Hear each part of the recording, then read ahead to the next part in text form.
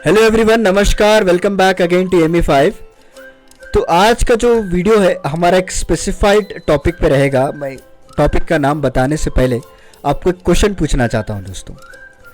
Are you dreaming to make your career in aviation industry?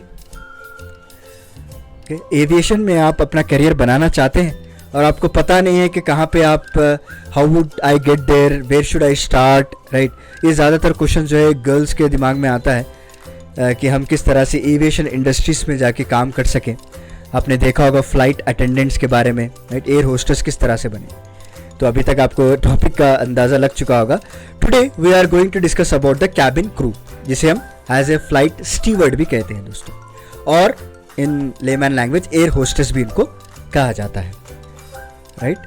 तो आज का topic हम इसी के पर पढ़ाएंगे कि मेल कैंडिडेट्स भी अपना career as a flight steward और कैबिन क्रू कर सकते हैं, परस्यू कर सकते हैं, और गर्ल्स जो हैं वो भी अपने करियर को जो है as a cabin crew air hostess की तरह परस्यू कर सकते हैं। तो क्या क्या कोर्सेस होना चाहिए, कहाँ पे इनकी ट्रेनिंग होती है, क्या क्या एलिजिबिलिटी है, ओके।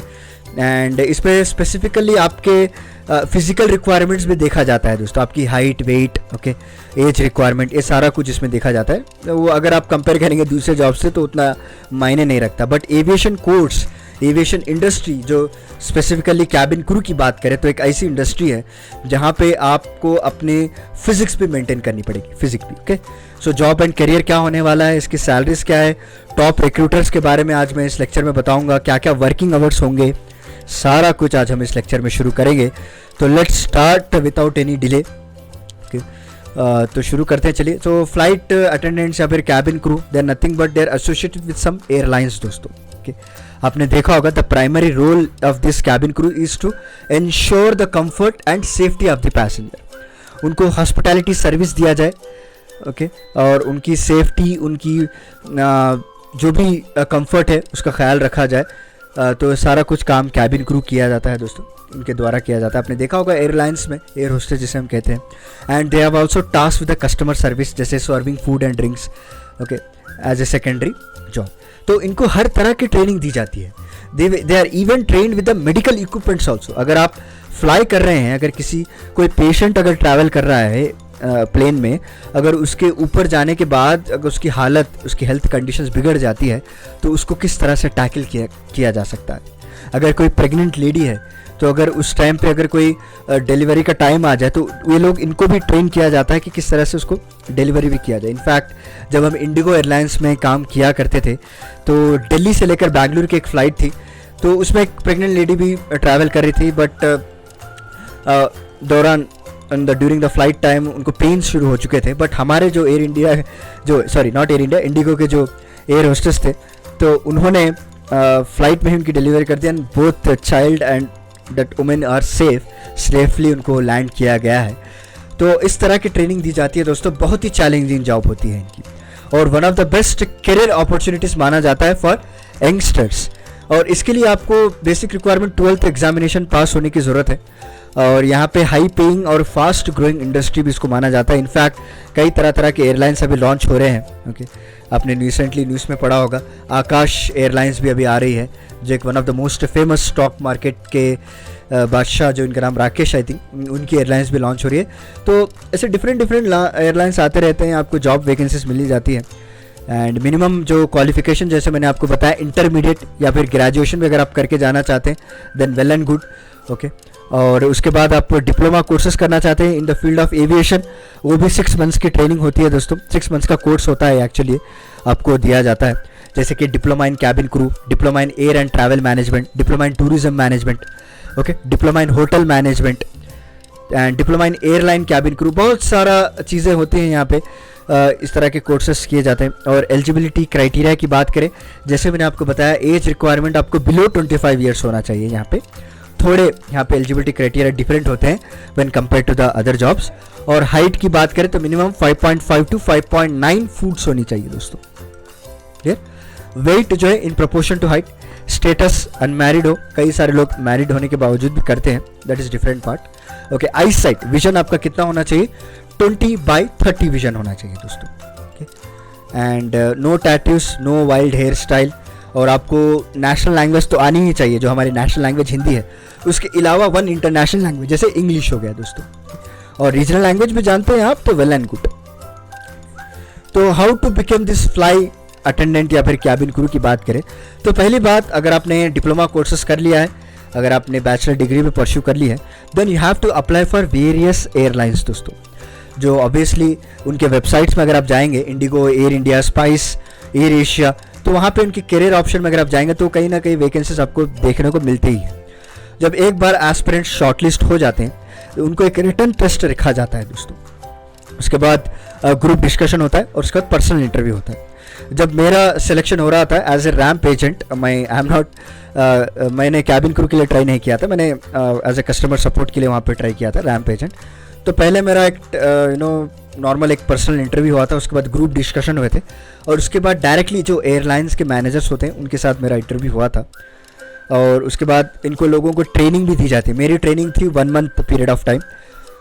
तो अगर आप कैबिन क्रू में जाना चाहते हैं तो उनकी थोड़ा लॉन्ग पीरियड ऑफ ट्रेनिंग होती है, 3 मंथ्स ऑफ ट्रेनिंग होती है दोस्तों, जहाँ पे इनको मेडिकल और ट्रेनिंग भी दी जाती है। तरह तरह के वहाँ पे इनको सिखाया जाता है कि आपदा आने पर किस तरह से वो टैकल कर सकें, अगर कोई प्लेन क्रैश हो रही है तो किस तरह से वो पैसेंजर्स को सेफ से निकाल सकें, राइट, और किस तरह से स्विम सूट्स यूज़ किया जाए। हमने उनकी ट्रेनिंग देखा है, बहुत ही चैलेंजिंग ट्रेनिंग होती है, बहुत ही इंटरेस्टिंग होती है। अगर आपको इस करियर में इंटरेस्ट है then definitely you have to go for it. और अपार्ट फ्रॉम दैट आपको थोड़े बहुत स्किल्स होना ज़रूरी है, जैसे गुड कम्युनिकेशन स्किल्स हो गया, कॉन्फिडेंस हो गया दोस्तों, क्योंकि आपको डेली जो है आपके फ्लाइट आवर्स में ऐसे डिफरेंट कस्टमर्स के साथ आपको डील करना पड़ता है। कोई अच्छे होते हैं, कोई अच्छा फीडबैक दे के जाते हैं, थोड़े इरिटेट होते हैं दोस्तों। तो आपकी वे ऑफ लैंग्वेज में, आपकी वे ऑफ स्पीकिंग में कॉन्फिडेंस होना चाहिए, पेशेंस होना चाहिए, most important thing, soft spoken आपको आनी चाहिए दोस्तों, and main thing problem solving abilities भी आपको होनी चाहिए दोस्तों, right. And where can I pursue this aviation courses, ये भी बहुत लोगों का सवाल होता है। ऐसे कई सारे प्राइवेट इंस्टीट्यूट है जो आपको प्रोवाइड करते हैं दोस्तों। उसके अलावा भी जब आप एक एयरलाइंस में सेलेक्ट हो जाएंगे तो वहाँ पे भी लोग अपनी पर्सनल खुद की एयरलाइन की जो टीम होती है वो पर्सनल ट्रेनिंग भी देती है। बट एविएशन कोर्सेज के लिए पहला जो बेस्ट इंस्टीट्यूट है वो फ्रैंकफिन है, आपने बहुत बार सुना होगा, Frankfinn institute of arrows training. उसका किंगफिशर वालों का है, एवेलॉन एकेडमी है, जे एविएशन एकेडमी है और इंडियन एविएशन एकेडमी। कई तरह के ऐसे इंस्टीट्यूट हैं जहाँ पे आपको एविएशन कोर्सेज प्रोवाइड किए जाते हैं, right. And due to increase in the new airlines, जैसे मैंने आपको एक एग्जांपल भी दे दिया था, तो एविएशन इंडस्ट्री का जो स्कोप है, जो जॉब अपॉर्चुनिटीज़ है, वो बहुत ही तेज़ी से, they are growing at very fast pace, बहुत तेज़ी से बढ़ते जा रहे हैं। और आगे चलकर इनका गुड करियर प्रॉस्पेक्ट्स भी होने वाला है, एक्सेलेंट ग्रोथ अपॉर्चुनिटीज़ भी आपको रह सकते हैं। पहले आप कैबिन क्रू बनेंगे, उसके बाद सीनियर अटेंडेंट बनेंगे, फिर आपको जब भी आप फ्लाई करना नहीं चाहते तो आपको एक एडमिनिस्ट्रेटिव वर्क भी दिया जाएगा जो कैबिन क्रू को संभालते हैं। डिफरेंट आप अपॉर्चुनिटीज़ यहाँ पे हासिल कर सकते हैं। एंड मेन थिंग, आप डिफरेंट कंट्रीज़ भी जा सकते हैं दोस्तों, डिफरेंट सिटीज़ भी आप वहाँ पे फिर सकते हैं।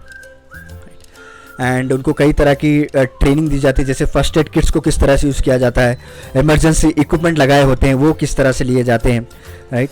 And they have also have the knowledge of how to board the plane, check the tickets, refreshments के बारे में सारा कुछ ये लोग एजुकेट करते हैं पैसेंजर्स के लिए, how to use this emergency equipment, also safety belt arrangement, okay.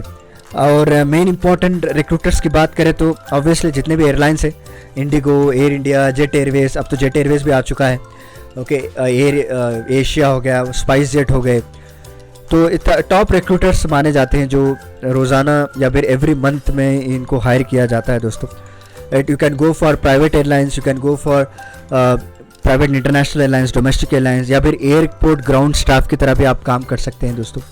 And salary की बात करें तो इसमें बहुत अच्छा पैकेजेस मिलते हैं। स्टार्टिंग में ही आपको 4 लाख पर एनम आपको सैलरी दी जाती है दोस्तों। इसके अलावा भी कई तरह के पर्क्स होते हैं, आपको कैब फ्री दी जाती है, कई तरह के अलावेंसेस आपको दिए जाते हैं।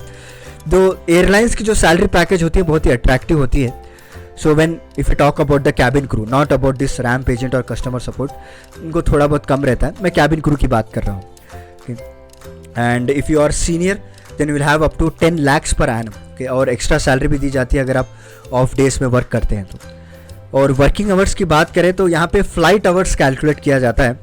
तो यूजुअली जो वर्किंग आवर्स होता है कैबिन क्रू का वो 8 to 9 आवर्स होता है per day. And J week में अगर आप बात करें एक पर्टिकुलर वीक में, तो 36 to 50 आवर्स तो आपको मिनिमम ट्रैवल करना ही पड़ेगा दोस्तों, 36 to 50 आवर्स। तो यहाँ पे फ्लाइट आवर्स कैलकुलेट किए जाते हैं, एक थोड़ा सा नया एडिशन है इस जॉब करियर में। तो उम्मीद है आपको एक ओवरऑल पर्सपेक्टिव आ गया होगा आपके दिमाग में कि एविएशन इंडस्ट्री में आप कैबिन क्रू की तरह अगर जाना चाहते हैं तो क्या करना चाहिए। ओके, तो उम्मीद है आपको इस लेक्चर पसंद आया होगा। तो चलिए मिलता हूँ मैं आपको अगले लेक्चर के साथ कुछ इंटरेस्टिंग टॉपिक के साथ, तब तक के लिए धन्यवाद दोस्तों।